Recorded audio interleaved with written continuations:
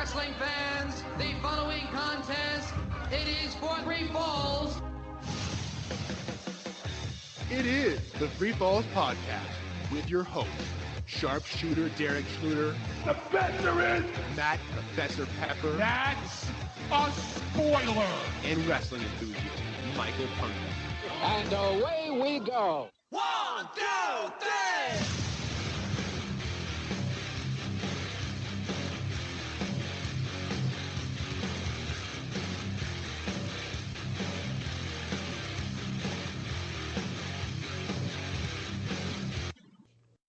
And after a week off, we are back. It is the Three Falls Podcast. I'm Derek, joined by my co-host, the co-host with the most, Professor Matt Pepper. Matt, how are you doing? I'm doing pretty good. Weather's getting nicer, even though we have to stay inside still. But it's still getting warm out, and that's a good thing. I feel like even if you were able to go anywhere, you would still be inside. You seem more of a basement dweller than, lay on the deck by the pool type of guy. A basement dweller. Well, I have watched a lot of wrestling shows, and some people think that constitutes as a basement dweller. So, so hopefully you watch a lot of wrestling this week because we have lots to talk about. But the thing I'm looking for most is we'll be talking about episode, I guess it would be 3 and 4 of Dark Side of the Ring. I guess, yeah, because the Brian Pillman was 2 is episodes. Technically 1 and 2, right? Yeah. So we will be talking about the episode featuring Nick Gage. Nick Gage, thank you. I wanted to say Sick Nick Bondo, but I knew that was wrong. Yeah, Nick Gage, which that was actually better than I thought. And we will also be talking about the Collision in North Korea episode, which, again, better than I thought it would have been, way better. On top of that, we'll be talking about AEW. We're heading into Double or Nothing, I believe. I'm doing a great job here. That is correct. So we'll be talking about AEW and everything going on there. Maybe a little bit of NXT, some SmackDown, but definitely not Raw. Not Raw. Although someone told me that Asuka and Charlotte had an excellent match that I have to go on my way to watch. I don't know if that's going to happen. I will go back to Raw eventually. I'm just taking a short hiatus. A short hiatus, yes. It's NHL playoff season, so there's lots of wrestling hiatuses going on. But no one wants to hear about hockey on this podcast. They want to hear about wrestling. And Matt, do you have any news for us? There's quite a lot of big news, actually. Some releases. Yeah, I wanted to start with that, actually. All right, fire away. Okay, so WWE had a number of releases. Sorry. Yes, they had a number of releases. They had, 8 guys released? Yeah. Maybe so 9. I kind of want to go through the list just one by one.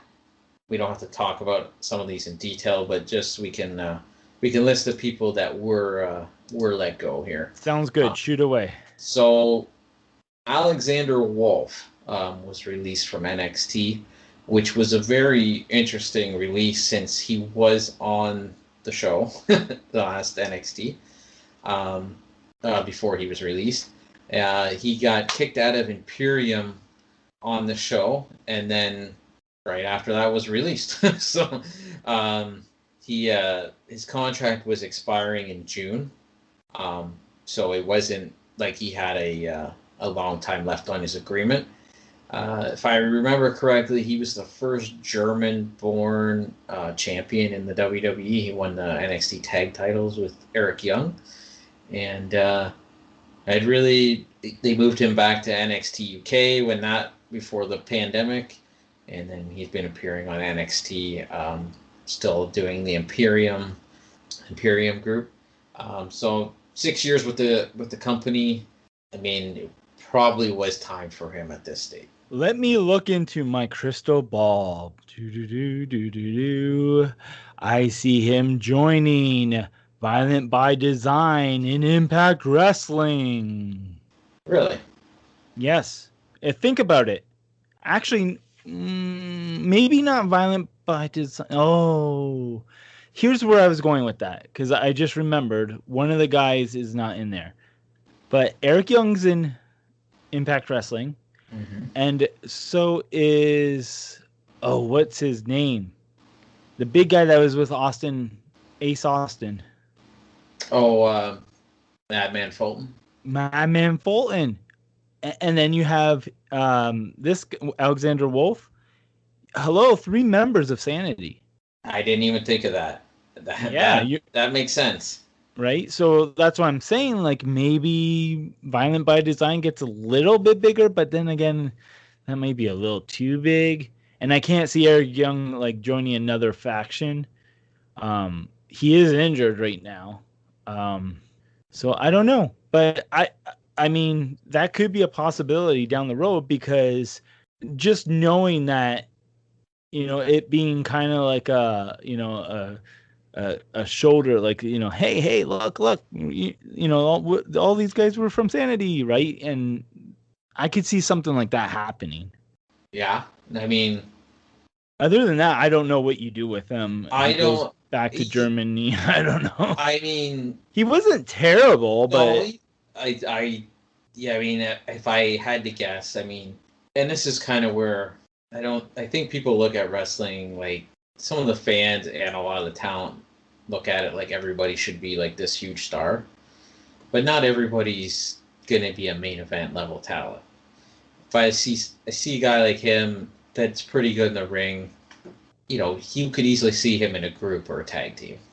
Exactly. Not everyone could be Derek. Some people have to be Matt. What about Punga? Oh, he's in the big leagues.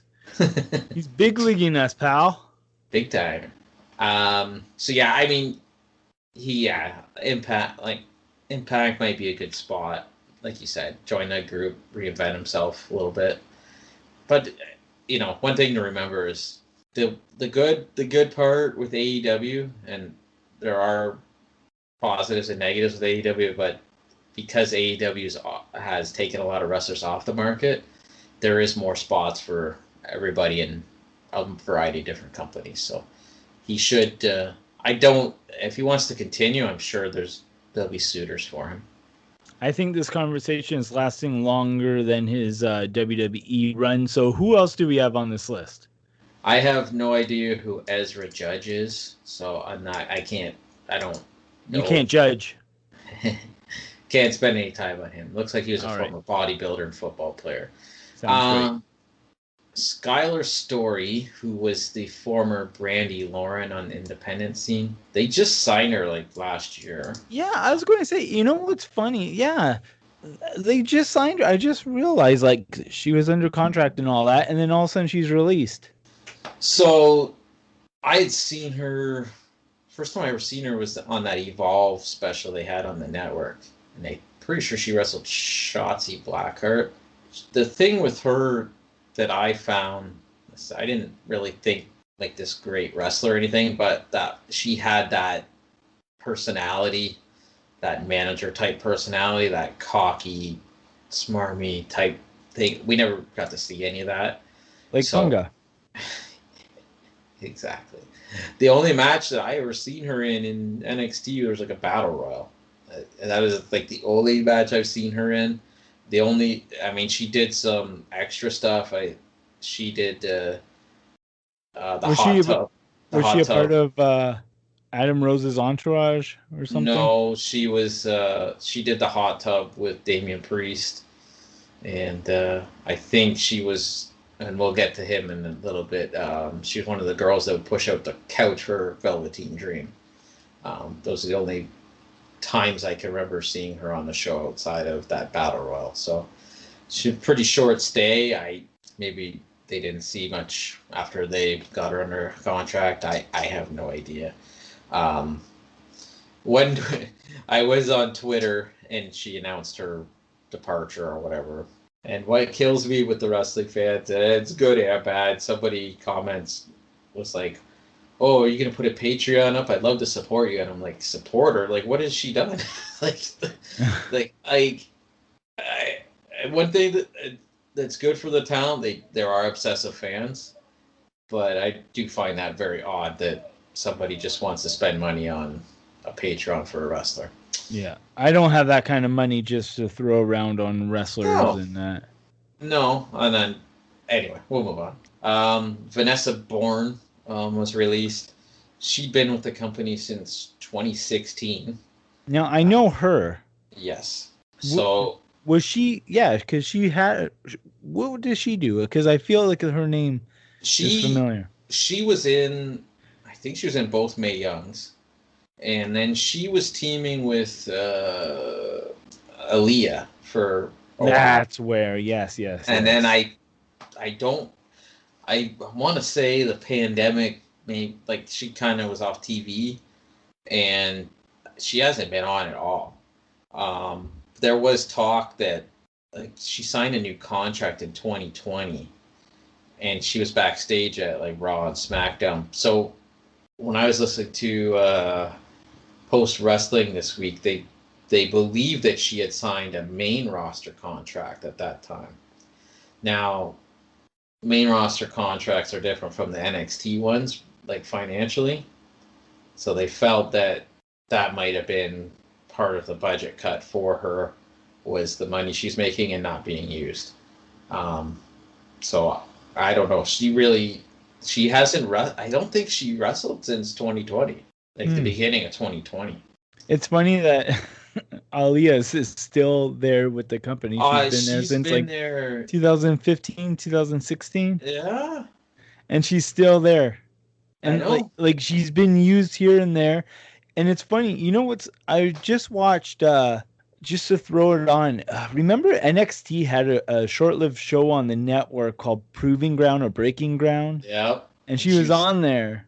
She's one of the focal points of the show. Yes.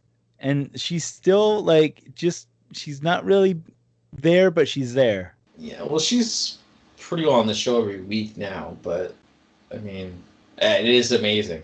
You are right. I don't know.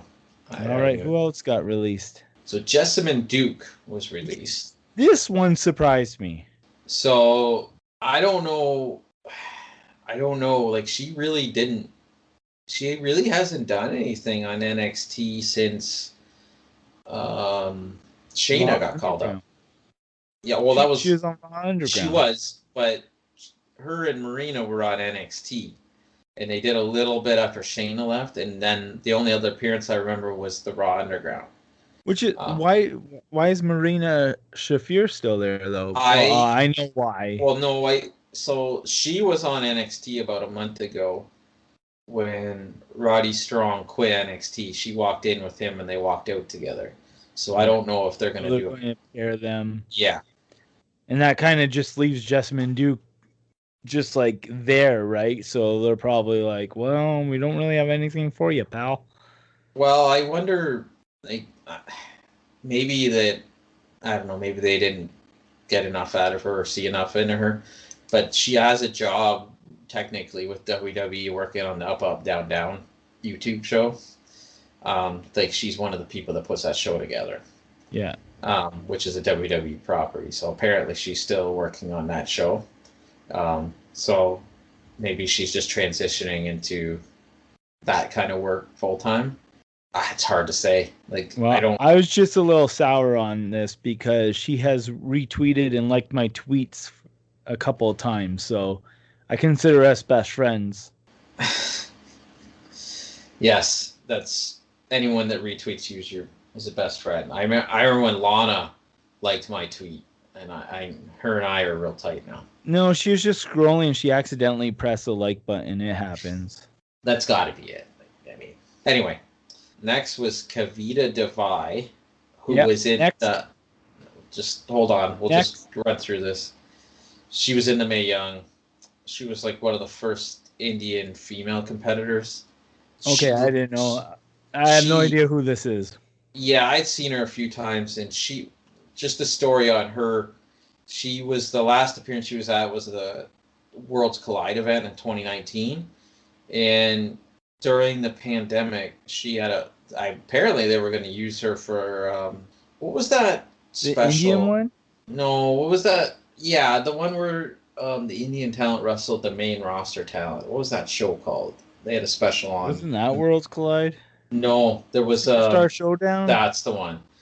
She was supposed to be on that, but apparently she had a family emergency in India, and she hasn't returned to the United States since. Yeah, so she's like 38, 39. So I'm guessing that they felt it was time to cut bait on that. Yeah. So the big one here, Drake Wirtz, the referee in NXT. That's a big one? I think there's another one that's a big one. No. This one was a big one because... Well, I know why, because I heard Cornette's podcast. Well, for quite a long time, there was stuff coming out about this guy. I was reading it for months. He was promoting being a Proud Boy, QAnon. A Proud Boy? What the heck's a Proud Boy? You never heard of Proud Boys? No. That's like a... I'm proud to be a boy, I guess. No, it's... Are there proud girls? There might be, but it's like a redneck Trump support group. Proud Boys. Oh, yeah. They couldn't come up with anything better than Proud Boys. Like, that sounds something like, I don't know. Okay. Anyway, so the big thing with him, his behavior was getting more and more erratic. He called into a PTA meeting or a city council meeting first, wearing his NXT shirt, denouncing masks, that child predators could pick up kids because of masks, and he's just going off the deep end. It apparently had come out after he was released that talent was uncomfortable around him. There was racial issues with him. I mean, his boy John Moxley's no longer with the company, so I don't think anybody would have saved him in this climate. The hard thing is obviously when you get into personal beliefs, is that it means for dismissal. But if it's causing enough issues with the company, I can see why they would cut bait with him. Anyway, if anybody wants more info on him, just Google him. You'll find a ton of interesting stuff. I wouldn't be too proud if I was him. And the biggest one was the release of the Velveteen Dream. Is he a Proud Boy? I don't know about that, but there's a lot of things you could Google about him as well. So he had first came on the scene with the last iteration of Tough Enough under his real name. I think he had a behavioral issue on that show, and they didn't hire him right out of the show. He reinvented. I liked him on Tough Enough. I thought he was pretty good on the show. I thought he had passion for the business. He definitely did. So he reinvented himself as the Velveteen Dream, and I think we could both agree that he was probably at one time one of the most popular wrestlers on that show. Like he looked like he was gonna go far in WWE. In my opinion. Yeah, one sec. Before he was Velveteen Dream, didn't he have a gimmick where he was kind of like a Trump supporter? Yeah. Remember he was coming out like in red, white, and blue. It was like he was supposed to be like this is like not the Trump supporter in 2020. This is like the Trump supporter in 2015, 16. So right. It's a little different than, I think like there are two different variations. Like he was just someone that like wanted, I don't know, but he had that kind of gimmick, and that didn't last too long. We talked about him last year when the speaking out movement really got going, because a lot of stuff had been coming out with him actually before that, and then it just kind of exploded thereafter that. There was some concerns with an underage kid with some pictures that was sent. WWE had stated they investigated the matter, didn't find anything, but obviously that's not heat that really goes away. That stays with you. And then obviously there was a lot of behavioral issues with him in the company. From reports I read that he had a lot of supporters in the company, but I don't think that anything was gonna alleviate any heat that he had. To be honest with you. Now, wasn't he backstage at Raw like 3 weeks ago? He was. Because that was the rumor that he was going to be called up. Yeah, that would have been interesting. Now he's gone. If they would have called him up, I don't even think WWE could handle that kind of heat. Because I, it's unfortunate in the sense that you see somebody that clearly has talent and is on their way, and they throw it all away. Because that, at one time, like I would say he was probably one of the top prospects in the entire business. The same could be said for Ryback. Yes. I mean, but for different reasons. But I mean, clear. Like, he was super, like, everyone, he's a joke now, but at one point, he was super over. And I feel like that's the same with Velveteen Dream. He's a joke now, but at one point, he was super over. Yeah. And, I mean... Who touches him? I'm serious. I'm dead serious. Who touches him? I can't see any American company. Do you think MLW? No. If anything, probably working in Mexico or something. The reason why I say MLW is because, this might sound kind of weird or wacky, but I kind of relate like Velveteen Dream with his heat and everything to that of Teddy Hart. And Teddy Hart, worked for MLW. But here's the thing. Actually, I kind of just thought about it. MLW is working with WWE in a kind of roundabout way or whatever, right? So yeah. I guess that's how I don't think so. I think he probably is going to have to work in other countries. But here's the thing. Even New Japan, who normally would book any foreign stars, I don't even think they would, because they had Marty Scurll on one of their U.S. shows and took so much heat, they buried him off the show. Yeah. Took him right out. So I could see like a Mexico, because I don't think they really care. Alberto Del Rio's going to be wrestling a match soon. So. He can join, Joey Ryan in obscurity. Yeah, it's tough with wrestling. Because there's so much public perception, I don't think, if WWE can't probably handle the heat of that, there's no other company that's going to do that.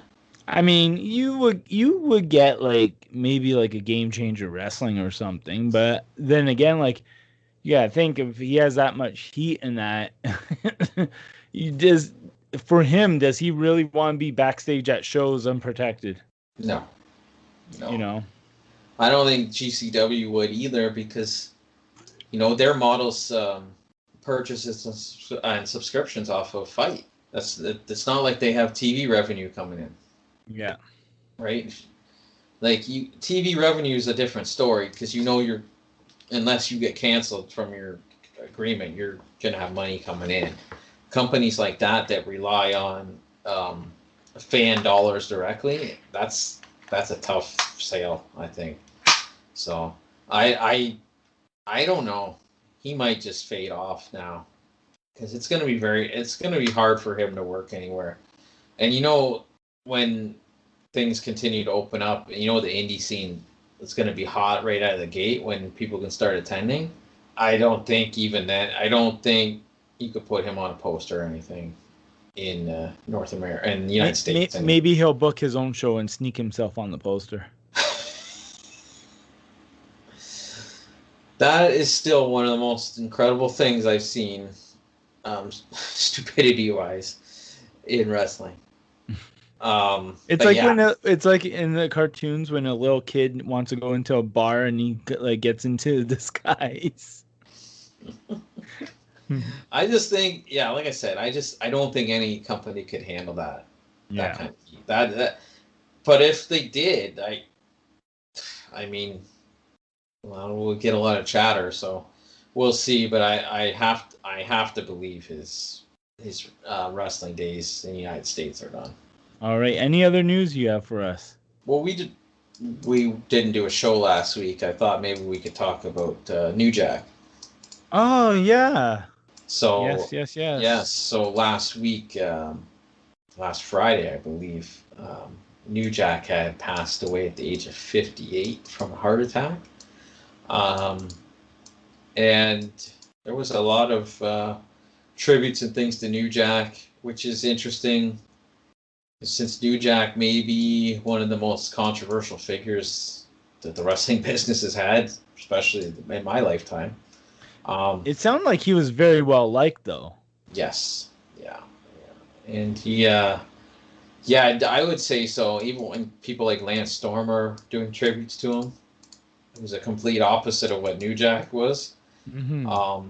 It does say a lot. So, they had Dark Side of the Ring for him last year, which you and I had reviewed on here. That did tell more of his story. He got his big break in wrestling in Smoky Mountain Wrestling in the 90s, mid 90s, as the Gangstas, when mega heat in that territory. A lot of racially driven promos and angles. Went on to ECW, where he had his most memorable run by far. Probably one of the only wrestlers that I can recall that his theme music would hit and it would play through his entire match. Yes. And he was over in ECW, mega over. He'd come out, that music would hit, people would be doing that X sign, and it was just on, absolutely on. I don't know when you first became aware of New Jack, but one thing that I knew who he was, but when I first watched Beyond the Mat, it was kind of like, I don't want to say terrifying, but it was like a really intense part of the movie when they introed him on that movie. Yes. Because I remember him holding up his fists and he said he had 4 justifiable homicides. And I'm like, what?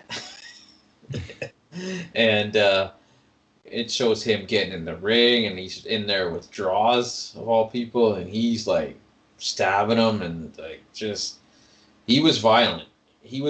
But one thing I don't think people really give him enough credit for, what a promo he was. He was charismatic. Yeah. He knew how to cut a promo too without being so far-fetched. He in fact he can cut a promo. He was real. You actually thought I don't even know that's what I'm saying. I don't even know if he was playing a character or if he was himself, because I think he was himself, but yep, it was just so believable. Yeah, you believe that he would go out in the street and shoot somebody. Yep. Right? He probably did. Yeah. He was probably the most realist professional wrestler. Yeah. Well, that's the thing. Wrestling, it should be you, and turn up the volume as much as you can. I don't think he was turning up the volume, because if he turned up the volume, he would be in a penitentiary. Well, I think he'd spend some time there. Bring back Alcatraz just for him. Yeah. I mean, he controversial career, obviously, the whole mass transit incident, which is one of the most insane things of all time in wrestling. He had the whole issue with Vic Grimes in ECW. Started in ECW where they fell off the scaffold, and Grimes laying on his head, on New Jack's head. And then when ECW closed, they had another match in XPW where he threw him off the scaffold with no regard, and you never knew what you were going to get with him wherever he went. Even on independent shows, there was that whole thing with Gypsy Joe. Gypsy Joe, yeah. Gypsy Joe, I don't know, like, who wrestled forever. Probably, I don't think too many people, you could never accuse him of not being tough. Wasn't he like in his 90s? Like, wasn't he like 92 when he wrestled New Jack? No, he's in his 70s. Was he in his 70s? Yeah, but he'd been around a long time. And New Jack was roughing him up, beating him up, and then there was that whole issue, the Dark Side, where what happened at indie show with that other guy? Like, it was some kind of assault issue. I can't remember. Yeah. I always, whenever I'd see New Jack, I didn't know like what I was gonna get. Like, going back to ECW, I remember seeing him. He'd come out with a shopping cart filled with weapons, trash can in it with weapons. I remember him. I'm trying to remember. Do you remember the Debaldis in ECW? Yes. I remember him fighting those guys, and he knocked them down. He knocked those guys down, and he had a vacuum cleaner. And the rap music's playing, and he's vacuuming, dancing with the vacuum, and then he picks it up, and then he smokes this guy between the legs with a vacuum cleaner. And I'm like, oh my god! Like, you can't say he wasn't original. It's weird because he did do a tryout with WWE in like 2004. Really? Yeah. I never knew that. I don't know what he would have done. I'm actually listening to a shoot with him today because I remember this, but he talked about it, and he said that they brought him in, and Dean Malenko went up to him and said, "Jack, whatever you do, don't go talk to Vince." And New Jack's like, he goes, "Yeah, he shouldn't have told me that, because when you tell me that, I go and do the opposite." And he went and talked to Vince in his own language, thanked him for being there. And Vince, I will love to hear that conversation. My hey, God. pal. Go, Vince. I'm not going to do a New Jack impression. So then he said that after he did that, his name was taken off the board for matches. And he goes, "Yeah, I went to the bar." And he goes, MVP was trying out that time too. And MVP's like, "Oh man," he goes, "So I can't do this stuff. Like, I got to get a job." And New Jack's like, "Whatever, I don't care." And anyway, he had a lot of charisma. He would have been good as like a manager or, something like that. It would have been hard without the profanity, I think, for New Jack. He did TNA. He worked in a lot of places, and a lot of good tributes for him. Paul Heyman, I think, had the best tribute for him on Talking Smack. Paul Heyman, that was tremendous. That was tremendous. Dark Side of the Ring actually released a hit bonus clip. If you go on their YouTube and that, or actually even on their Instagram, you can find it. And they asked New Jack how he would like to be remembered. Oh, is that where? Yeah. And New Jack gave a New Jack answer, and it was, you know what? It was the greatest answer to that question I've ever heard, because he's like, I don't give a how I am remembered. I have action figures, I have video games, kids know who I am because of YouTube. I don't care. And you know what? That's fantastic, because really, you know what I mean? Like, why would he care? He doesn't care. Wasn't it? He lives for the moment. Didn't he say something like he's going to be in his 70s doing coke from a wheelchair? Yeah. I don't know if he said in that clip. No, not that one, but that was part of the show, if I remember. Yeah. He was an original. And if you get a chance, and I had watched it right after I had heard it, I think Cornette brought it up too. There's that YouTube clip where Cornette's doing a shoot interview, and New Jack interrupts it. Have you ever seen this? Yes. So he's doing like kayfabe commentaries, I think, and all of a sudden there's a knock on the door, like, really interrupting this, and then New Jack and Mustafa walk in, and New Jack's singing "Why Can't We Be Friends," which was tremendous. Yeah. Speaking of Cornette, New Jack Did you hear about New Jack's last conversation with Cornette? He left a message on his machine. No. So what I heard was, now I could be wrong because I heard this from someone else, but apparently Cornette said it on his podcast that a couple months ago he got a message from New Jack, and it was kind of like out of the blue, and New Jack's like, he's basically said, "I'm married." Oh yeah. Like what did he say then? He said, he said, basically said he was happy. Yeah, like he's married now, he's settled down, he's happy, which is nice, Just nice when you have that chaotic of a life. Exactly. It's like a nice way to kind of go out. So rest in peace, New Jack. Thank you for all the memories. Thank you for inciting fear in me. I can now go outside of my house. Now. Have you ever met New Jack? No. See, he's one of the guys that I don't think I ever want to meet. But you know what? I think we did see him at the Miami thing. You're right. I think he was there. He was there because I remember him walking around and he was like just talking with it, like all the other wrestlers and that. But he was like so happy in that. It was like a party.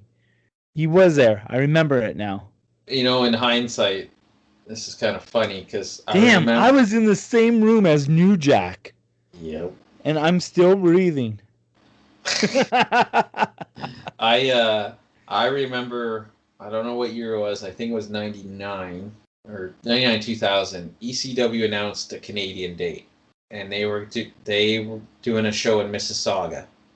And I remember talking with a friend of mine wanting to go to this show, and I know New Jack was there. And I think he talked about it on something I was watching, where he said that, or no, it was Tommy Dreamer. It was Tommy Dreamer that told the story. It was something about he walked into the dressing room and they were all like, "You're here?" And he's like, he goes, "Well, if they didn't let me over the border, I just would have swam." But I mean, I would have. Could you imagine, like, just going to a ECW show where New Jack was on it? Oh my gosh! Like, you would never forget that. No, and I don't think people who have been like at those shows did forget. And I heard the other thing before we closed. Do you remember what was the MTV wrestling show? Wrestling Society X? Yes, Wrestling Society X, because I have the box set somewhere. He was on the pilot, and it was Kevin Kleinrock told the story on Keeping It 100 this week, because he was like the producer of that show or owner of that show or the company. And he said that they brought him in to do the pilot, and some fan came up to him and was wanting to like meet him or hang out or something like that. And New Jack says to this guy, he goes, "You come back tomorrow with a bright blue suit and hat, and I'll let you in and introduce you to everybody." So the guy went and bought like a blue suit, a bright blue suit with a top hat. What? And came to the show. So New Jack took him around and was introducing everybody, and all the executives for the MTV got mad about it. and they didn't use him after the pilot. That's funny. He's an original. So yeah, it's too bad, but I'm glad, like we were just saying, that he was kind of happy with life. I'm glad they did the dark side on him too, because once you're gone, you can't do that, right? You can't have your story be told. So yeah, rest well, New Others Jack. Tell your story. You can't tell your own story. Others will tell it. Exactly. So it's too bad, but I mean, we always got the video on YouTube and everything, and lots and lots and lots and lots of shoot interviews with controversial stuff. I just got to say, one last quick thing. Yeah. One of my favorite shoot interviews is the biggest mismatch of guys. I know who it is. New Jack the Iron Sheik and the Honky Tonk Man.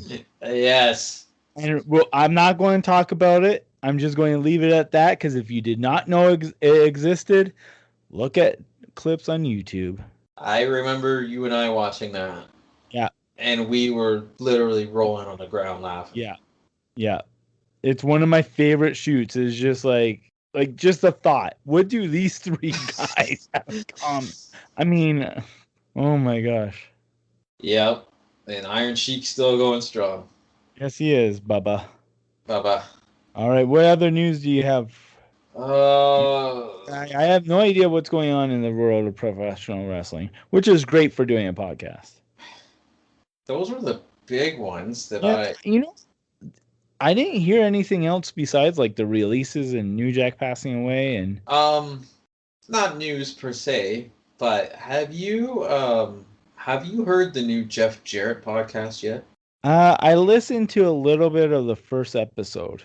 So the one they put out this week was about Owen Hart. Oh. Because today is the anniversary of his passing. Yes. And you know what? A lot gets said about Jeff, and for different reasons.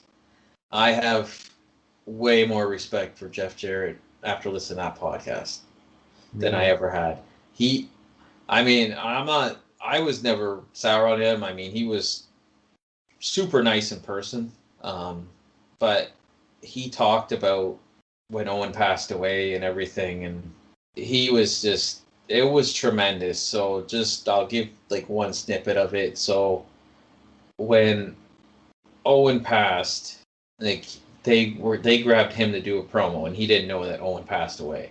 As he's doing the promo, that we talked about it not too long, that Francois, the therapist guy, as he's doing the promo, he can see him in the background on the gurney doing CPR while he's trying to do this promo. Yeah, and then he said that he went and did his match. He got out. He left the mat. He left the ring. He went in the back. He said that he asked someone to get him a car, and a police officer took him right to the hospital. And I think he was the only one there at the hospital.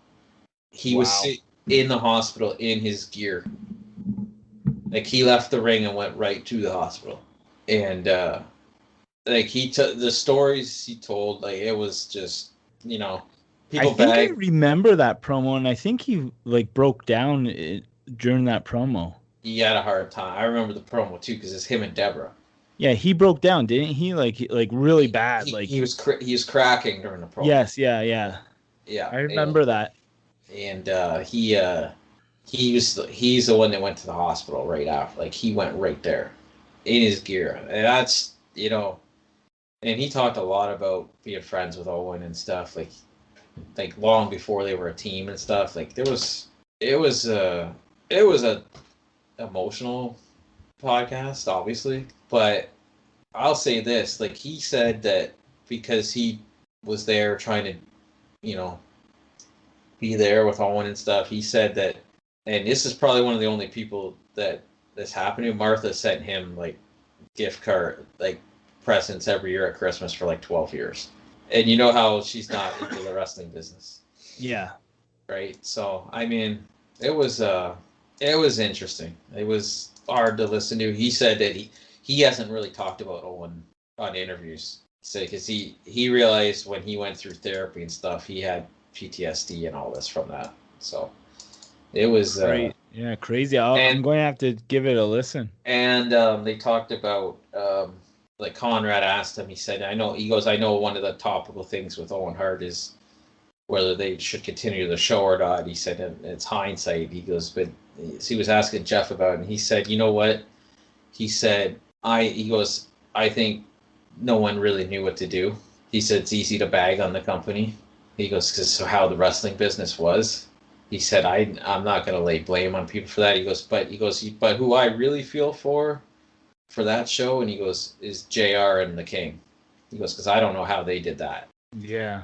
And I agree with that. Like, it's hard on everybody, but they were live the whole show.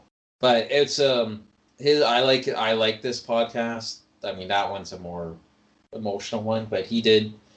It's pretty good because there is not really shoot interviews with Jarrett out there.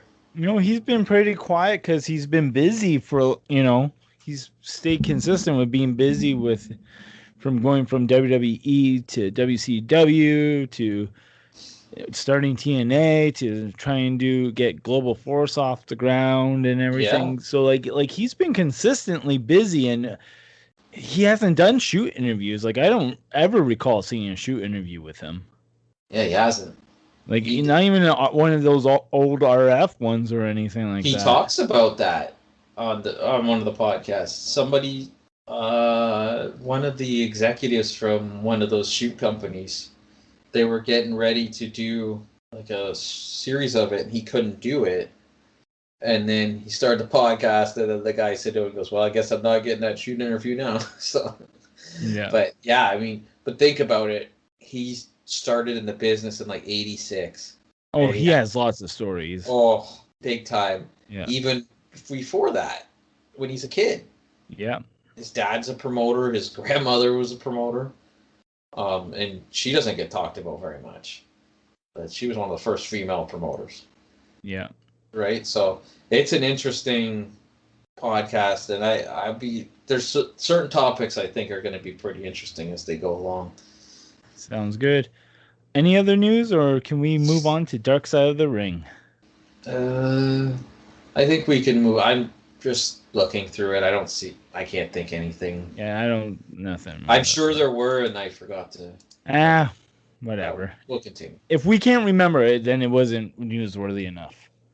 Correct. Let's move on. So let's talk about Dark Side of the Ring. We will start with the episode on Nick Gage. I don't want to go through this whole episode because, like, people will watch it. You know what I mean? But let's just go with our thoughts on it.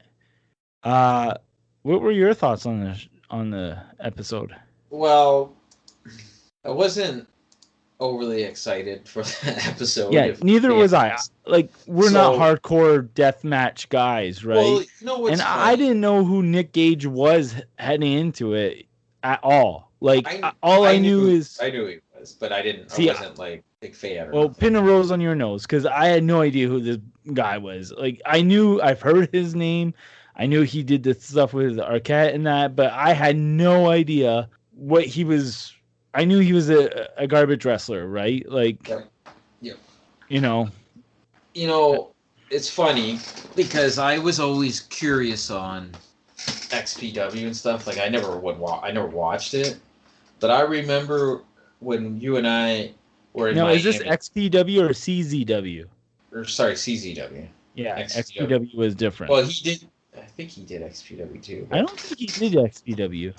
Well, anyway, CZW, because I was interested, not necessarily interested in the company, but I was kind of, when we went to WrestleMania, they did a show in Miami, and I was kind of like, well, that would probably be interesting to see it, just to see it, but in hindsight, I'm kind of glad that I thought better of that. I don't know. I hate this wrestling. I'm not into it, but at the time I was like, I'm just curious what the appeal is. But anyway, I had heard his name lots, mainly because I remember the robbery stuff. Like, I remember reading that, like, when it happened. But kind of the early days of him. It's funny when he's talking about being a kid watching Saturday Night's Main Event, and then his whole wrestling taste changes with ECW, which I think a lot of people that happened to. But then XPW comes into the play, and then it's like, I never knew, and I don't know if you knew this either, that Tournament of Death they do in a field in the middle of Delaware. No clue.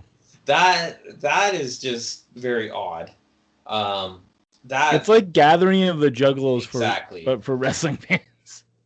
And I knew it was a niche thing, but man, so those fans are like obsessed. Like, that's like a cult, like a cult thing. When they name different people and stuff, I thought I did kind of laugh out loud that Tournament of Death when they said he was wrestling Thumbtack Jack. I was like, Thumbtack Jack? Like, what is this? But that was disturbing. When he went through the light tubes and the glass is stuck in his side. Yeah. Oh. And he was wearing like a white Michael Jordan jersey, and it looked like the red Michael Jordan jersey. Yeah, he's wearing the away jersey, and then it looked like a home jersey. Yeah, and then it's just weird. Like, I just found, obviously, I'm not trying to be disrespectful, but obviously something's off with him when you hear him talk. Like, this is like all he has is like going and maiming himself in matches. The part with Moxley with the pizza cutter, I was like, ugh. I know people have different opinions on what wrestling is. I don't view this stuff as wrestling, so it's a little off-putting to me. They did do a good job on the show kind of humanizing him, but I don't know how you can relate to him. That's just, you know what I mean? Like, it was different. It was different. So the one thing I want to bring up right now was this might be my favorite Dark Side of the Ring. I think I know why. Because when they were talking about David Arquette, they used not one, but 2 video clips that I shot. How you feel about that? My work appeared on Dark Side of the Ring. I love autographs after the show. Well, in all honesty, in that one shot, I'm in the background. So am I. Because so they used my camera shot of David Arquette walking to the ring.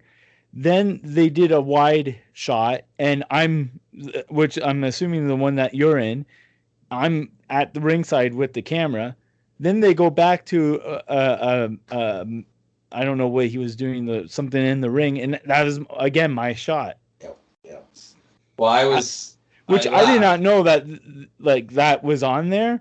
So when I'm watching, I'm like half asleep, right? Like I'm watching it while like trying to go to sleep. I'm just like, whatever, And I saw that, and I was like, what? What did I just see? Am I asleep? Rewind. Wow, they used that. Wow, that's cool. Yeah. No, and I actually forgot you were working on that show. I thought you were sitting with me. But no, like I said, 2 of those shots were my shots. So I was trying to superimpose the background to see if I could actually make out myself in Punga, but it was too fast. But I'm gonna see if I can get it at some point. Well, if you pause that one, you see me clear as like day at the ringside. I do find it funny that the one episode I really don't care about that much. We're actually on the show, right? Right. Exactly. Like it's funny because like I had like I found it interesting, his story and everything. Yeah. And like even if they didn't before this, like I found it interesting. I knew I would. I knew it was one of those things where like I had no clue what I was getting into or how I would feel about it. But I feel like after I watched it, I would be like, oh, yeah, okay, I found that interesting at least, which I did. Yeah, but I found it really interesting when I saw it. I was like, yeah, that's cool. The Arquette stuff probably was the best part of the show, outside of the clips, because that story with Arquette is nuts. Yeah. Absolutely. And it's funny because if you watch You Can't Kill David Arquette, you get the other view of it too, the other side of it.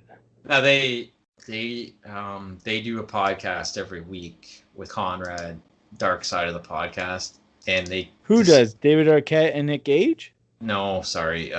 Pronouns, pal. Evan Husney and Jason Eisner. Ah. And they talked about the Arquette stuff, and there's a story apparently when I think Arquette's documentary, they were using the Nick Gage stuff. And Nick Gage was trying to reach out to Arquette saying, well, if you're going to use me on there, you need to pay me for it. So Arquette goes, yeah, sure, I'll take care of you. So then David Arquette shipped a king-size mattress to his house with a note that says, "We're even." Just sent him a bed. Like, he sent him a mattress. And then I guess Nick Gage put it out on social media or something saying, "Well, I already got a king-size mattress. Does anyone want to buy this?" Like, so I don't know. They discussed a lot of that deathmatch culture on there. It was a little odd because Conrad's trying to kind of make claim that this is wrestling or part of wrestling or something like that, because it's no different than blading, which I didn't understand. No. Blading, because here's the difference. He's talking about blading, barbed wire, but blading, here's the difference. Blading's supposed to be an illusion that you're not supposed to see, where light tube, you're smashing in a guy's face. Yeah. I don't understand. I don't even want to talk about this stupid. I hate this deathmatch wrestling so much. Well, because the thing for me, if I don't have a problem with like a blow-off match that's like violent. Yeah, but it tells a story. This is just people going in and doing like just smashing things over each other's heads. See, I have a problem with quote-unquote blow-off matches that are like that don't really have any story to them. This is like on a whole other level where they're just doing stuff to do stuff. Just to elicit the crowd reaction. Oh! Yeah. And it's the same as, not the same, but it's along the same lines as, wrestling matches where you're just doing stuff. I just want to say, I'm not afraid of losing any listeners to this, because we all know those fans that watch us don't even know how to work a computer. Oh. Yeah, so chew on that. But you probably don't have teeth to do that. Oh. There you go. Oh my God! Wow. It took almost a year, but you're finally showing some class here, Pepper. What? Anyway, I field on the fans lots on this show. Wrestling fans calling them dumb and stupid. Like, come on. This is a subsection. They're worse than the regular hardcore fans. All right. So anyway, it is what it is. It was an episode. Like I said, I did enjoy it because they do a fantastic job. Dark Side of the Ring guys. So I knew I would like it, even though I didn't like going. You know what I mean? But that brings us to this past week, where we had the episode on the collision in North Korea. Collision in Korea.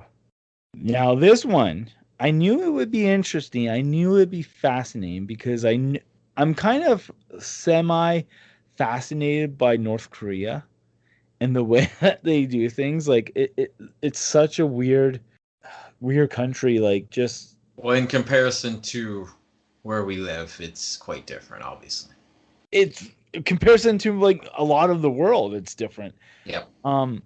And like I've listened to podcasts and that, like there was this one, I just want to say that it was excellent. It was Jordan Harbinger. I don't know if you ever heard of him, but he has a podcast, and he interviewed somebody that has escaped North Korea not once but twice. He escaped North Korea, went to China, was ratted out in China, and then was sent back to North Korea. Was basically a prisoner, and he managed to escape again, and now he lives in the States. Which, okay, I know this is not wrestling related, but my point is North Korea is batshit crazy, and to put on a wrestling show with Americans and Japanese in North Korea, like that's like I don't think a lot of people understand the concept of that. Especially because this was during the Kim Jong-un days. Yeah, or was it Kim Jong? No, one of the Kim Jongs. I watched an interview not too long ago there was a girl talks about escaping North Korea and entering China, and there's parts of China that hates North Korea. They have some feuds where they would kill them and things like that, and it's just crazy stuff that you don't think about. Well, it's insane. One context is in this episode, Scorpio talks about how he was on the plane and he was going over South Korea, and he's seen all these like cannons and military aiming at one end, and there's a field, and then you see cannons and military aiming at the other end, and you're in North Korea. Mm-hmm. Like, that's how hostile it is, where like a war can erupt at any second. Yeah, you just don't realize what goes on in other countries, right? And that's kind of the theme of this show. Exactly. Well, I've heard like a lot of things where like people will have a tour of North Korea and everything will look like it's perfect, picture perfect, but they'll go up to like the storefront, right? And it'll look like it's a grocery store, we'll say. And it looks like a nice grocery store and all that, but if you look closely, it's actually like made out of cardboard and it's put in the window to look like it's like all nice and everything, because a lot of people in North Korea, like, they starve in that, like they're not treated great, like a lot of the people that live there, right? So like that's how it's all, a lot of it's like a facade that is put on. They have like this area where like they will take like tourists if someone comes, or like a reporter and everything, because they want everyone to see how great it is, you know, when it's like the Wizard of Oz almost. But anyway, enough about North Korea. Let's talk about this show, this episode. So what it was this all came about because Antonio Inoki wanted basically to have some sort of pull, because he wanted to run for office in Japan. So he thought doing this whole peace festival thing would be like a, you know, because Japanese used to have a stronghold over Korea, I believe at one point. And so now there's like tension there. And so he thought, hey, you know what, let's have this show, blah, blah, blah. Peace Festival. And he goes back, makes it look like it's fantastic. He goes back to Japan. People are like, oh, well, you know, he's a great leader. And they vote him in. That's basically the idea of it. And in order to draw, he's like, well, you know what, we'll bring in Muhammad Ali. Which, during this episode, that was probably one of the best underlying stories. There's two underlying stories. There's the Muhammad Ali, and I would say it was the heat between Scorpio and Road Warrior Hawk. That was kind of an odd thing on the show. We'll talk about I've heard that story before, but we'll get we'll talk about that in a minute. So the idea was he wanted big stars, so he had Muhammad Ali, and he contacted Eric Bischoff, or through Sonny Ono, to get Hulk Hogan. And that was one of the best parts. Eric Bischoff goes up to Hogan. Hogan, yeah, can't make that one, brother. So then Eric Bischoff approached Ric Flair. And Ric Flair decided to do it. So you got Muhammad Ali, you got Antonio Inoki, you got Ric Flair, like big stars, right? Inoki's line on Hogan was really funny. He says, Hulk Hogan is a careful man.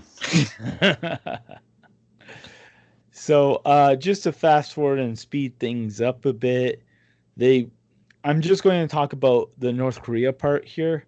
So they go to North Korea and all that, and there's right away, as soon as they land, their passports are taken. They just, like, Scott Norton was a big focal point on this show. He talks about like how like a lot of guys were just losing it because they were under constant surveillance. He tried to call his wife, and he was complaining about North Korea, and there's a click. And he thought his wife hung up on him, so he starts, going off a bit. And then there's a knock on the door, and he was basically taken to an interrogation room, and pretty much told, "Do not talk about North Korea, and slow your roll, or you're not making it out, North Korea, alive." That was crazy. They took him to that. Was that like a basement or something? Yeah. Like, what was that? Like, they almost detained him. Room, basically.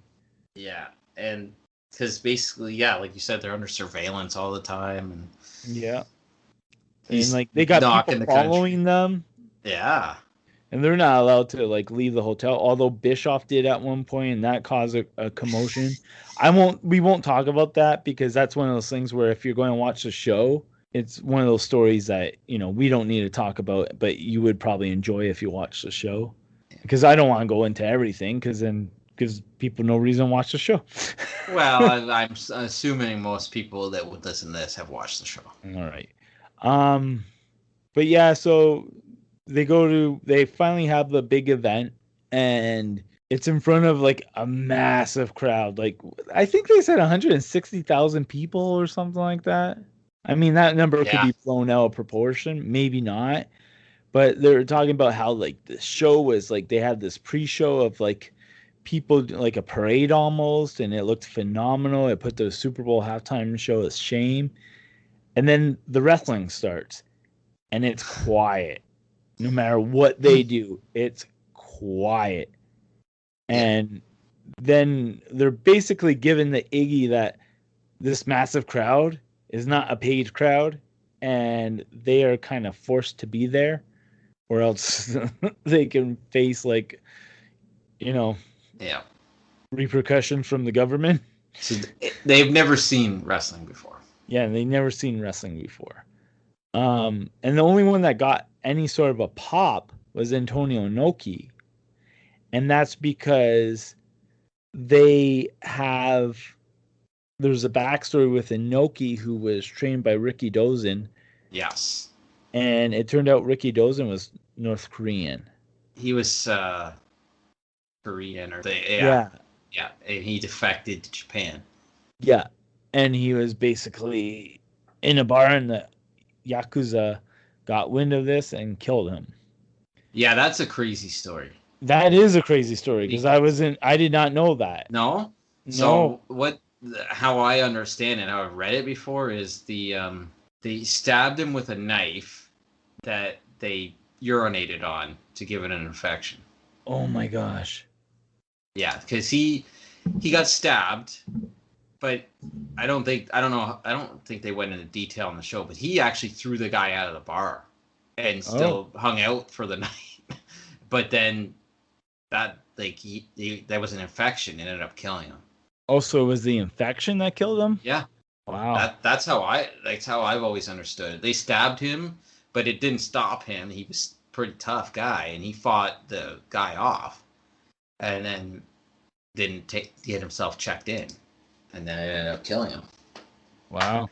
But yeah, so, and then the Americans end up back in North Korea, and Ric Flair's kissing the ground, or in Japan, I mean, and Ric Flair's kissing the ground saying he loves Japan. Flair talked about that in this book too. It's that's such a crazy, I don't know, like I couldn't imagine being in a communist country like that, because it's so different from what you know, and then you're trying to get out of there. When you're out of there, you appreciate life a lot more. Yeah.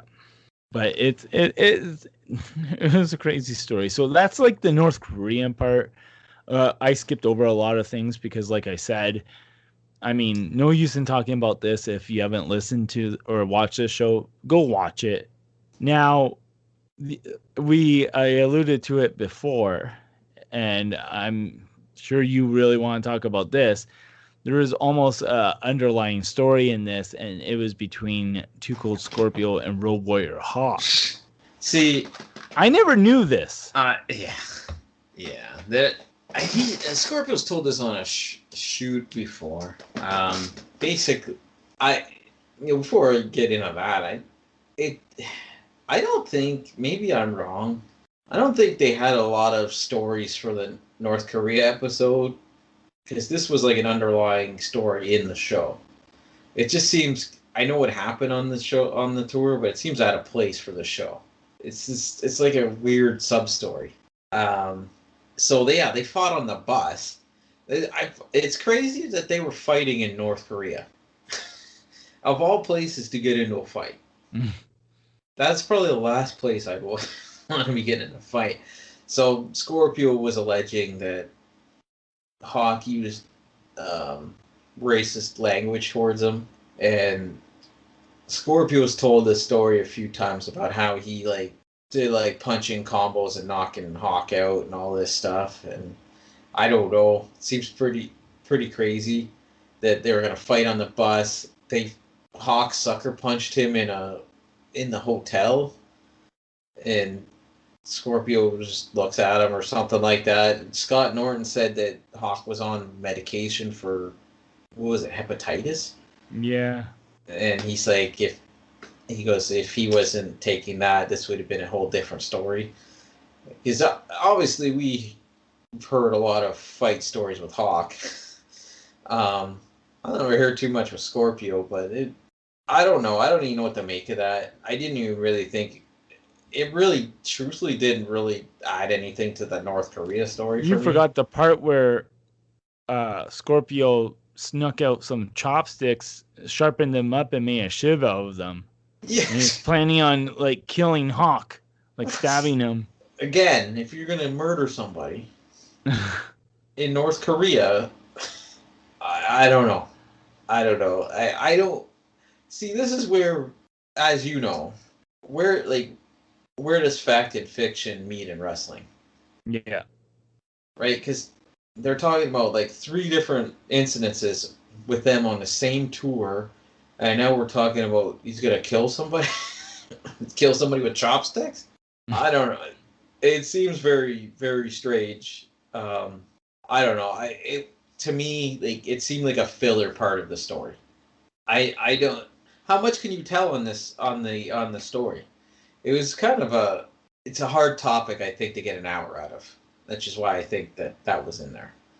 But the guys, Evan Husney and Jason Eisner, yeah. Jason Eisner, they're very cagey people, because now I don't mean like they're shifty or they're bad or anything like that, but they're smart, they're intelligent, because last time we talked about Dark Side of the Ring with the Brian Pillman episode, I mentioned how like they choose interesting places to film people where you might not really think about it, but it like suits that person, like Melanie Pillman in the hallway, right? Like there's no other place you can, you know what I mean? Yep.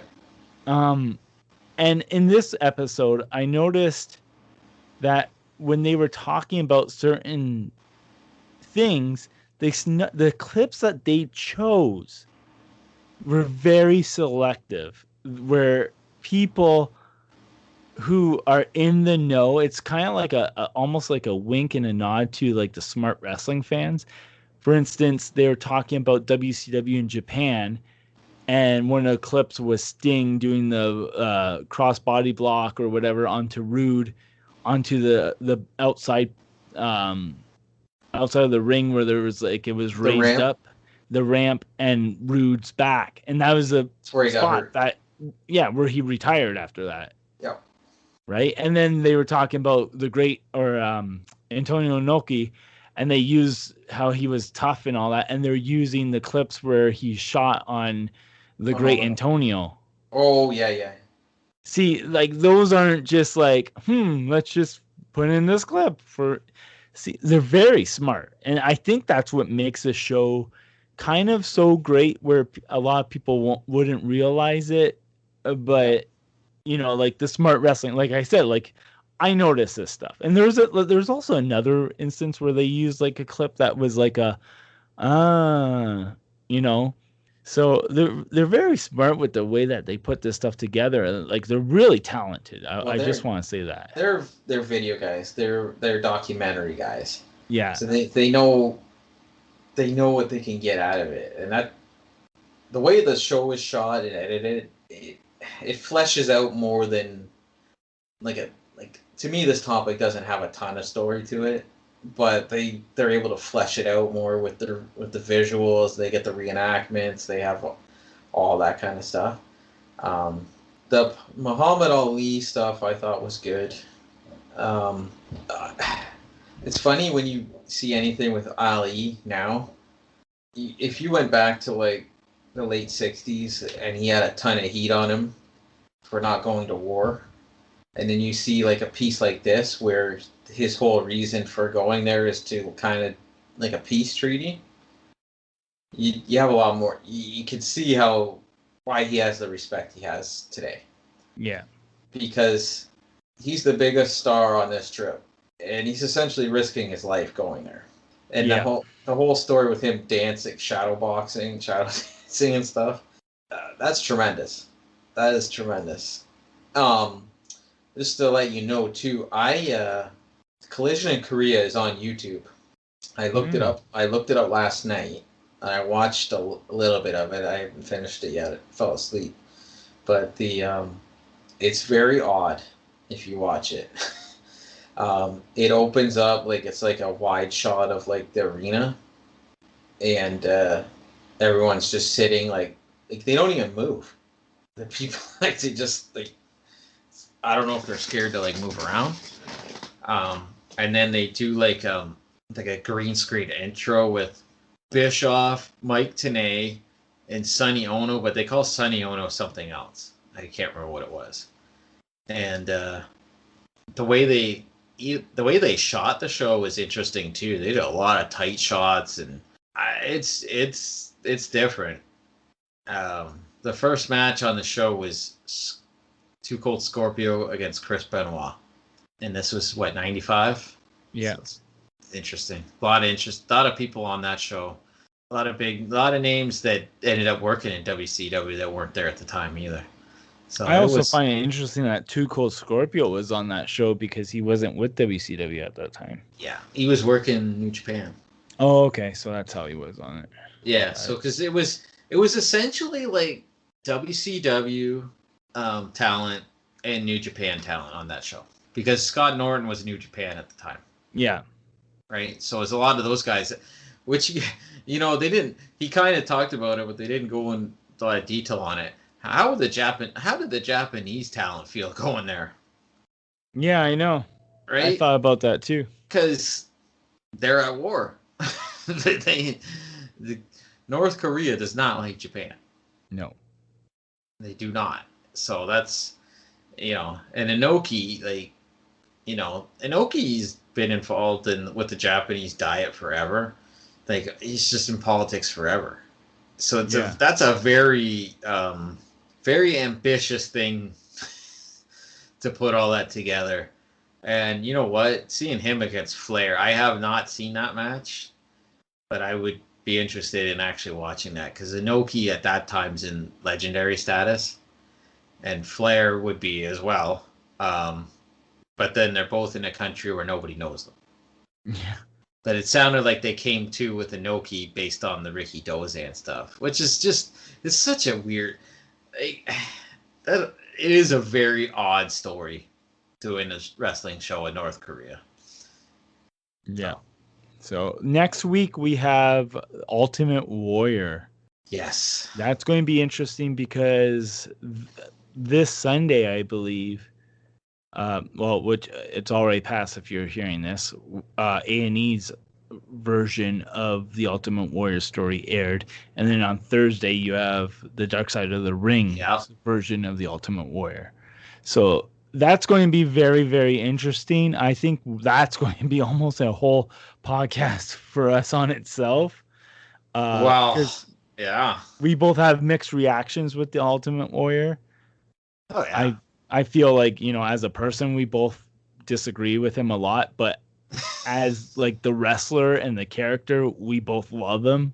So yeah, that is an interesting point, because today in 2021, if fans think somebody's a garbage human being, they just write off the talent altogether. Yeah. Right. I mean, we were talking about Velveteen Dream. Right. Top of the show, right? It's where can you separate that?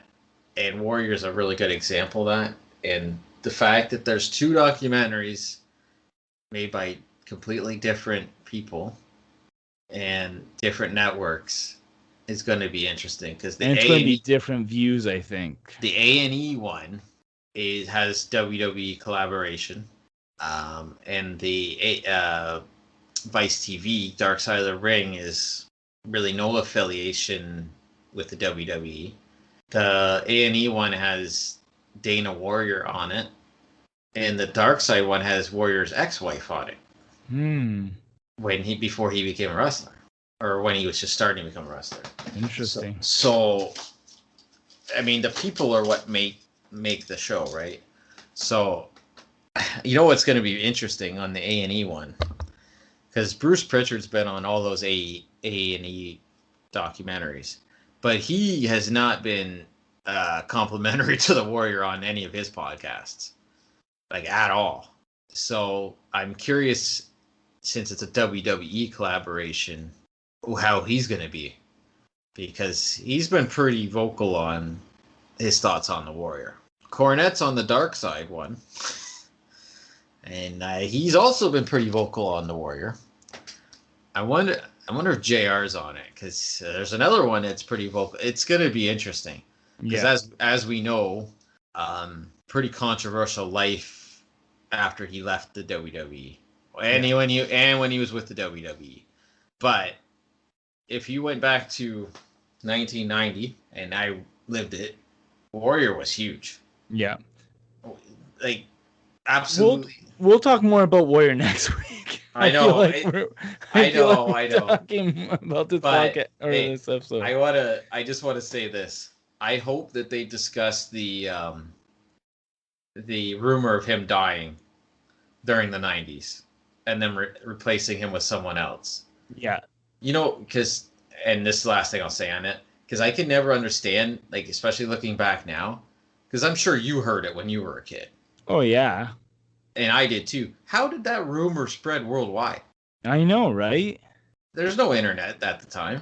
Like, from the only thing that I've heard is that everyone just thought that it was a different Warrior because he came back, his hair was shorter, it was blonder, and he didn't have as much muscle mass, and he had a tattoo.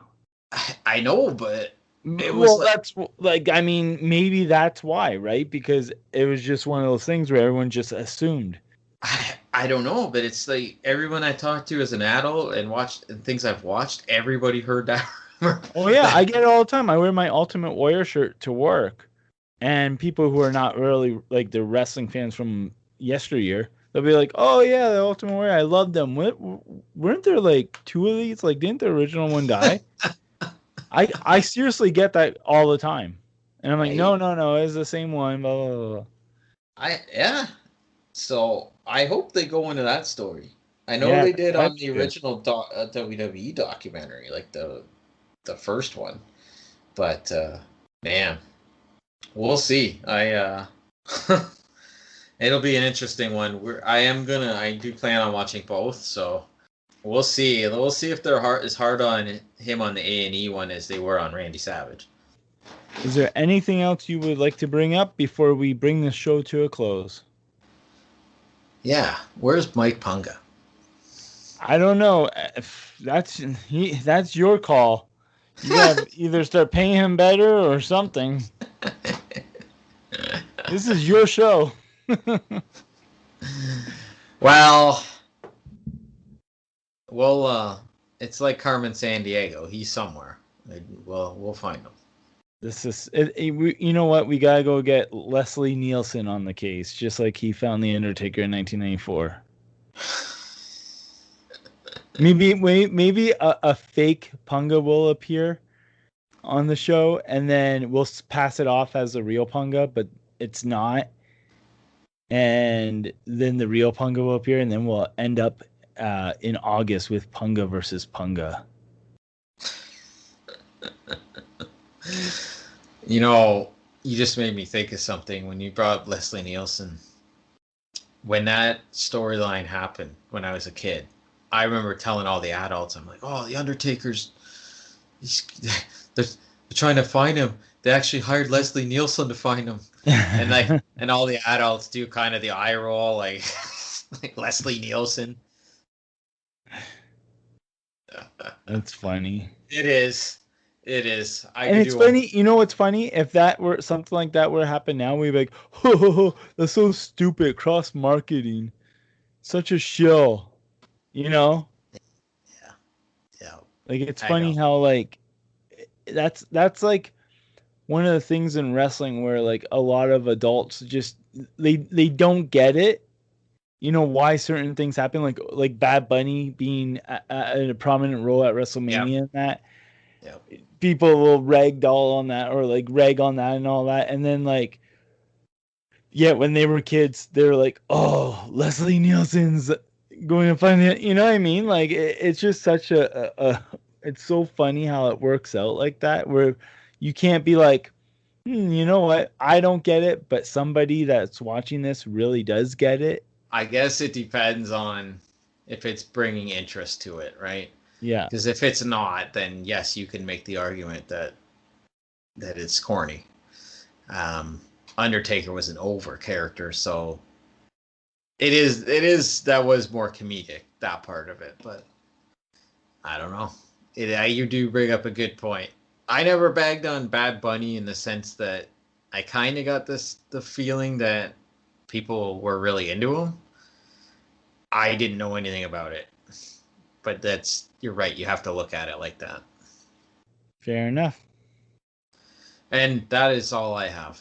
I do not have anything else. We will search high and low for Mike Punga. Yeah, I'll search really good. Okay. All right, and with that being said, that is the show this week.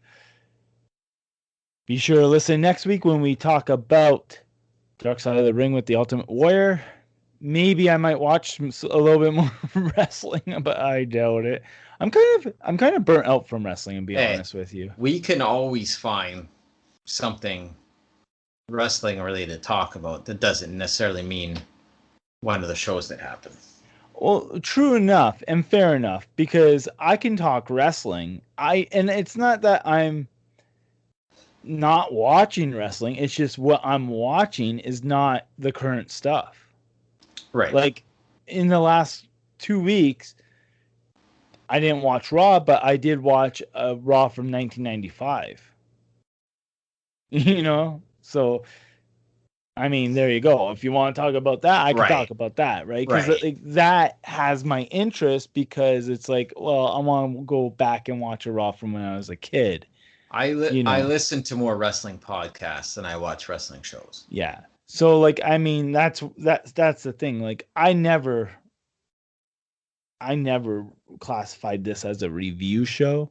I hate doing reviews. We do it, but it's not my cup of tea. I like talking about like what's happening.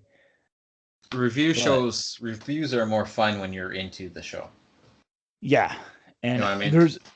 There's nothing I'm really into right now. Like, I mean, I'm sure I would enjoy NXT. Well, review shows can be fun too if it's all bad too. So I guess it depends on how you how many times are we going to talk about, point out these flaws in AEW? You know? Oh, well, I can. Because that's the thing. It's like, it's just what it is. It's not going to change. I can't see it ever changing. Hey, before we go, speaking of news, did you hear about the new wrestling there's a new wrestler podcast with an old school guy? We talked about it. It was Jeff Jarrett. No, there's another one. I just came across it. There's gonna be a Don Morocco podcast. Oh, I saw something about that today. That would be interesting. He just did a shoot interview. I watched some of it online. That was pretty good. He's got a lot of. Oh yeah, I forget who he did the interview with. It was an English guy, but he talks a lot about WWF and territories, AWA. So that would be interesting. That would be an interesting podcast. So if anyone likes old school wrestling, I believe it's dropping in another week or two. So that might be something for people to check out. I will check it out for sure. All right. And with that being said, we will see you next week. See ya.